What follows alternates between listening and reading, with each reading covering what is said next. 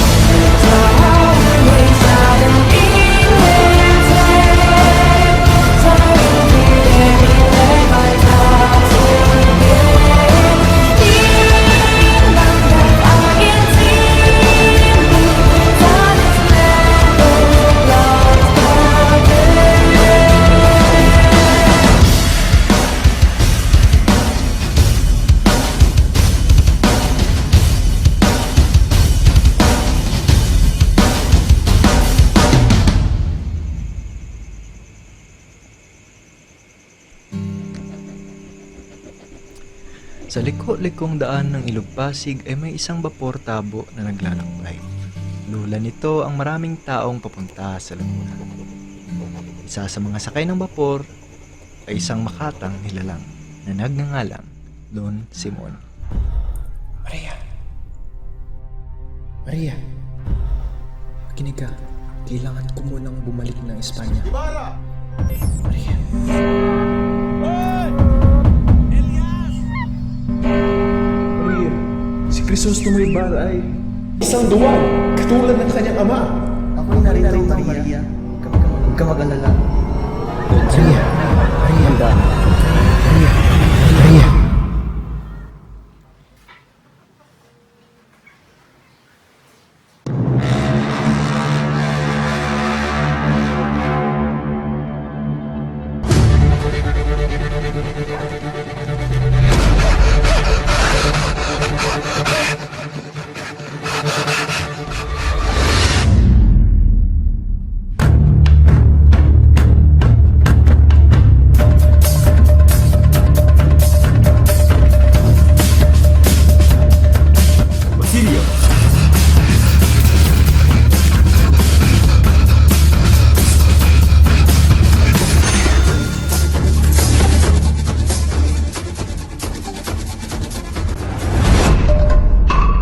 Taon na ang nakalipas, Kapitan General. Si Crisostomo Ibarra, isang duwag tulad ng kanyang ama.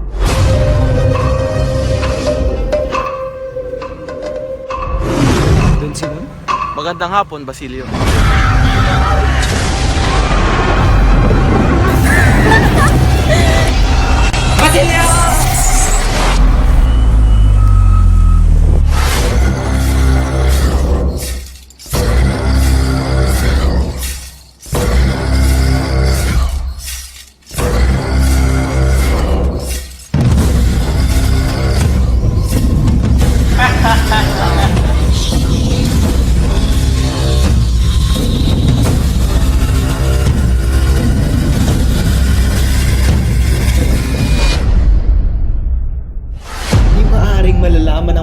Diyos, Kapitan. Hindi mo man siguro ninanais na magkaroon ng himagsikan sa ating bansa.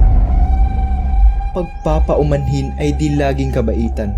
Ito'y kasalanan kung nagbibigay daan sa pang-aapi. Tandaan mo, Basilio, walang mang-aalipin kung walang paaalipin.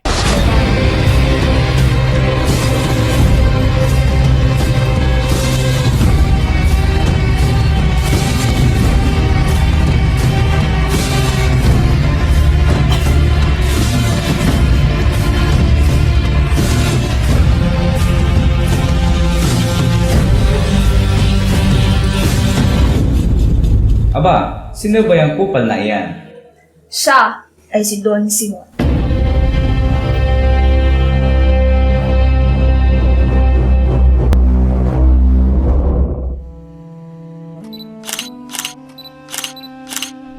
Crisostomo Ibarra escaped with the help of his dear friend, digging up his buried treasure, and fled to Cuba where he became rich and befriended many Spanish officials.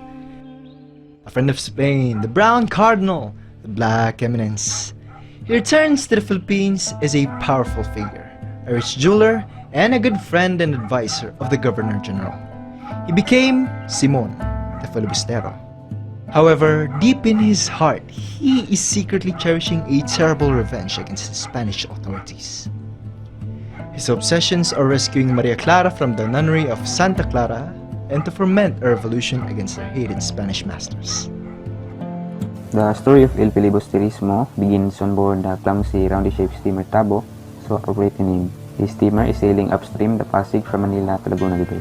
Among the passengers are Simeon, the Irish jeweler, Doña Victoria, the ridiculously pro-Spanish native woman who is going to Laguna in search of her henpecked husband, Tiburcio de Espandanya, who has deserted her, Paulita Gomez, her beautiful niece, Ben Zaib, a Spanish journalist who writes silly articles about the Filipinos, Padre Sivaila, Padre Camora, Don Custodio, Padre Salve, Padre Irene, Padre Florentino, a retired scholarly and patriotic Filipino priest, Isagani, a poet nephew of Padre Florentino and a lover of Paulita, and Basilio, son of Sisa and promising medical student whose medical education is financed by his patron, Capitan Tiago. 13 years after the death of Sisa and Elias, Basilio became a student. When he once visited the tomb of his mother Sisa, he saw Simeon in the grave of the Ibarras. Here he found out that Simeon was Ibarra. Simeon was to kill Basilio but couldn't. He only invited Basilio to join his revenge on the Spaniards, but the young man said he was busy with his studies. Are they unwilling that you be assimilated with the Spanish people? Good enough. Distinguish yourselves by revealing yourselves in your own character. Try to lay the foundations of the Philippine fatherland. Do they deny you hope? Good! Don't depend on them. Depend upon yourselves and work. Do they deny you representation in their contest? So much the better. Even should you succeed in sending representatives of your own choice, what are you going to accomplish there? Except to be overrun among so many voices and sanction your presence the abuses and the wrongs that are afterwards perpetrated? The fewer rights they allow you, the more reason you will have later to throw off the yoke and return evil for evil. If they are unwilling to teach you their language, cultivate your own. Extend it. Preserve the people their own way of thinking. And instead of aspiring to be a province, aspire to be a nation. Instead of subordinate thoughts, think independently, to the end that neither by right, nor custom, nor language, the Spaniards can be considered the master here, nor even be looked upon as a part of the country, but ever as an invader, a foreigner, and sooner or later you will have your liberty. Here's why I let you live. By using his wealth and political influence, Simeon encourages corruption in the government, promotes the oppression of the masses, and hastens the moral degradation of the country so that the people may become desperate and fight. He smuggles arms into the country with the help of a rich Chinese merchant, Quiroga, who wants very much to be a Chinese consul of Manila. Simeon again asked Basilio to take revenge and attack the convent where Maria Clara was. Basilio refused again and could not carry out the mission because Maria had also died in the afternoon of the supposed attack. In his agonizing moment of bereavement, he did not give the signal for the outbreak of hostilities.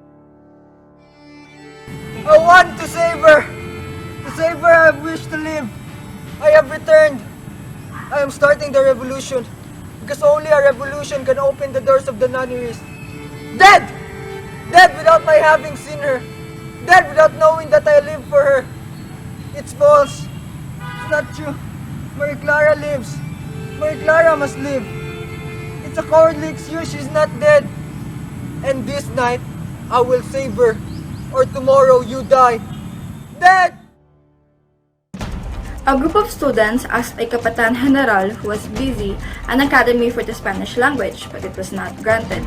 To forget, the students held a banquet at the Pansiteria Macanista de Buenguan. The discussion at the table was heated and there was outright condemnation of the friars. The friars found out what the students had said, so the priest had set a trap. They put up posters with a rebellion theme and blamed it to the students. Some of them were arrested and Basilio was taken away. Basilio's girlfriend, Juli, was very upset. Relatives arranged for other students to be released while Basilio was left in jail. Desperate, Juli sought the help of Padre Gamora, the parish priest of Tiani. While there, she was assaulted by him, causing her to jump off the church tower and commit suicide. Simon partnered his business with Timoteo Palaez, Juanito's father. Juanito's marriage to Paulita Gomez was reconciled. At their scheduled wedding, the Kapitan General will be the godfather. The businessman was also able to invite high-ranking government officials and other wealthy people to attend the banquet. Simon perfects his plan to overthrow the government. On the occasion of the wedding of Paulita Gomez and Juanito Pelaez, he gives a wedding gift to them, a beautiful lamp. Only he and his confidential associates, Basilio, who is Sisa's son that have joined the revolutionary cause, know that when the wick of his lamp burns lower, the nitroglycerin hidden in its secret compartment will explode, destroying the house where the wedding feast is going to be held, killing all the guests, including the Gobernador General, the friars, the government officials. Simultaneously, all the government buildings in Manila will be blown by Simon's followers.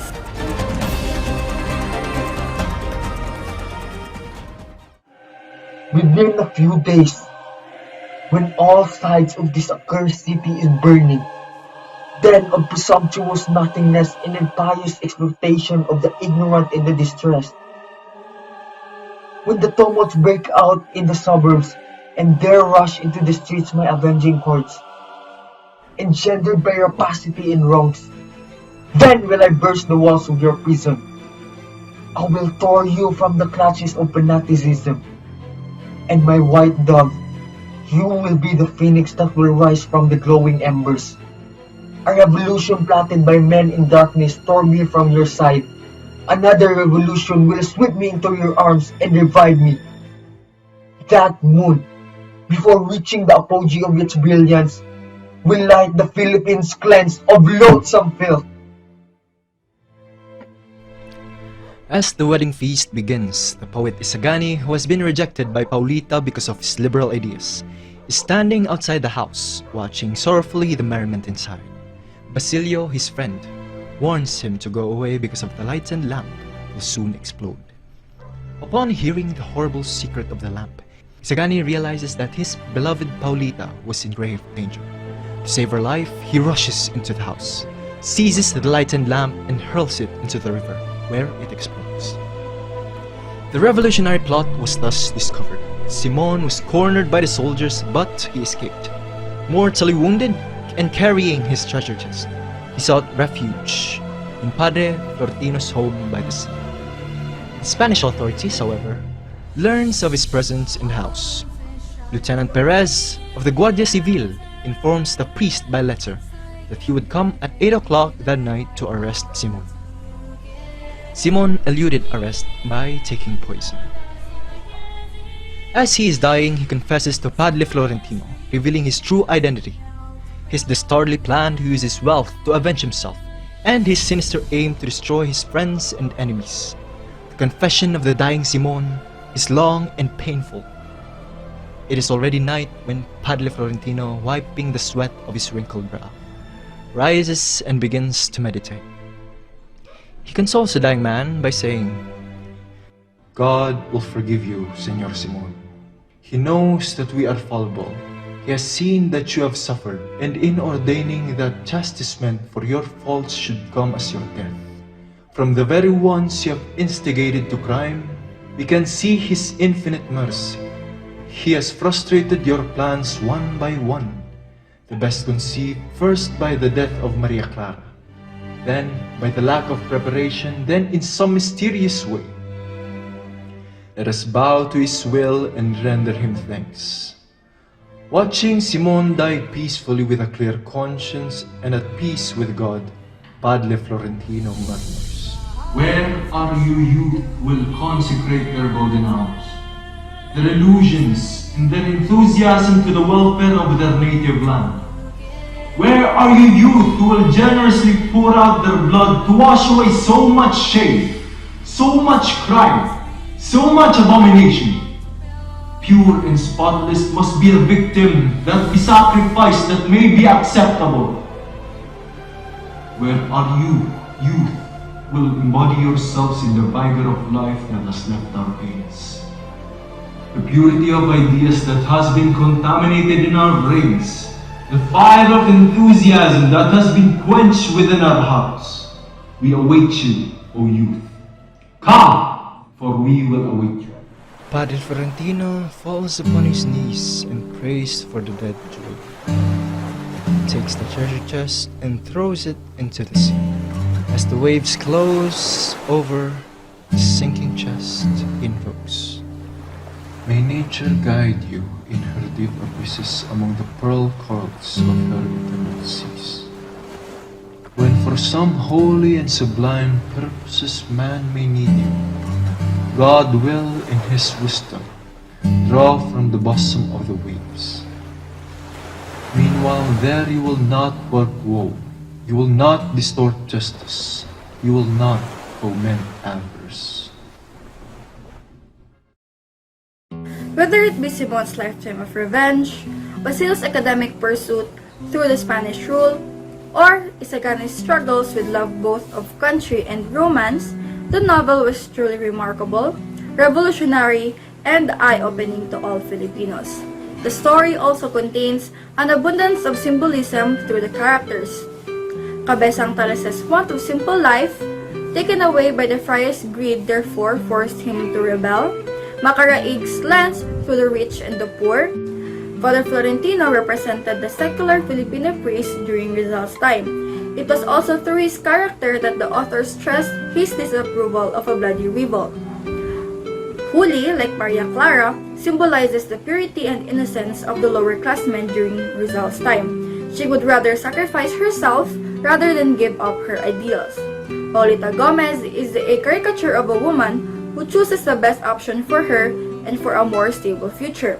She knows what is best for her and would take advantage of her admirers to get what she wants. Benzaib personifies a corrupted media. Placido Penitente, in which Placido means silent and penitente means suffering. Combining those words, you get silent suffering, or in Tagalog, tahimik na pagluluksa. Senior Pasta, who represents the part of the society that is generous and sympathetic only to the rich and powerful. And lastly, Father Irene embodies the few Spaniards who are sympathetic to the Filipinos. Jose Protasio Rizal Mercado y Alonso Rayolonda, also known as Dr. Jose Rizal. He was considered as one of the influential figures in the Philippine Revolution. And it is not hard to see why. The two novels of Rizal, now considered as his literary masterpieces, both indirectly sparked the Philippine Revolution. Rizal martyrdom only intensified the ultimately successful fight for independence from Spain. Because of his role in shaping his country's destiny, Jose Rizal is often described as the first Filipino and has since served as an inspiration to countless nationalists and intellectuals. Rizal dedicated the new book, which is the El Filibusterismo, to the three priests, Gomez, Burgos, and Zamora, who were executed because of their supposed participation in the first revolutionary campaign of modern Philippine nationalism, the Mutiny of Cavite. Rizal derives the reason to dedicate the work to them from the fact that the church did not excommunicate the three priests, and that there were serious mistakes in the surreptitious trial which irresponsibly led to his death sentence, and as victims of such circumstances, to the opposition which involved his lifetime work. The Philly, like its predecessor, contains dramatic and romantic elements of the social novel of the late 19th century. The story has a profound symbolism to Rizal, the question of evolution or revolution, in the problem of whether to wait for justice by the hands of the Spaniards or to take the law in one's own hands, or enter spirit in the entire book. All the same, the Philly cannot be considered simply as a call to revolution. In the end, the rebellion fails. This failure reflects Rizal's own vacillation and confusion again. The desire for reform and the acknowledgement of the hopelessness of his effort, the need for revolution and the fear of it.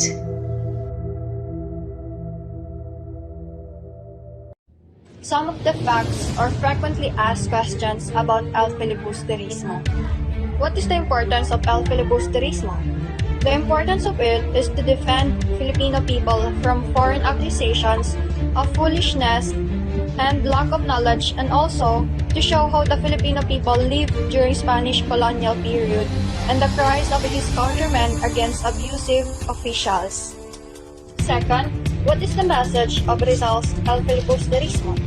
The message of the novel is clear.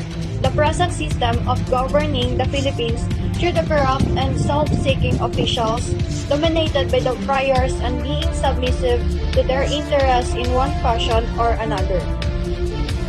Third, the main theme of the El Filibusterismo are revenge, cruelty, patriotism, love, heartbreaks, and the right to education. Fifth, what is the purpose of Rizal and why he wrote a novel? Driven by his undying love for his country, Rizal wrote the novel to expose the ills of Philippine society during the Spanish colonial era. At the time, the Spaniards prohibited the Filipinos from reading the controversial book because of the unlawful acts depicted in the novel. Next is, what is the message of El Filibusterismo? The story of El Filibusterismo gives off a societal message that the citizens should be the leaders of its governing body and not the other way around. That strength lies in the number of people who want to change something inappropriate or gives voices to those who suffer from injustices. What is the reflection of El Filibusterismo? This novel tells us how cruel and how purely evil the Spaniards was. Nevertheless, it also tackles the bravery of the Filipino community. It shows the unimagined bravery of our countrymen on fighting the greediness and cruelty of the Spaniards. And lastly, what is the effect of Dr. Jose Rizal's work? Both of his novels had a profound effect on Philippine society in terms of views about the national identity, the Catholic faith, and the influence on the Filipinos' choice and the government's issues in corruption, abuse of power, and discrimination. And on a larger scale, the issues related to the effect of colonizations on people's lives and the cause for the independence. These novels later on indirectly became the inspiration to start the Philippine Revolution.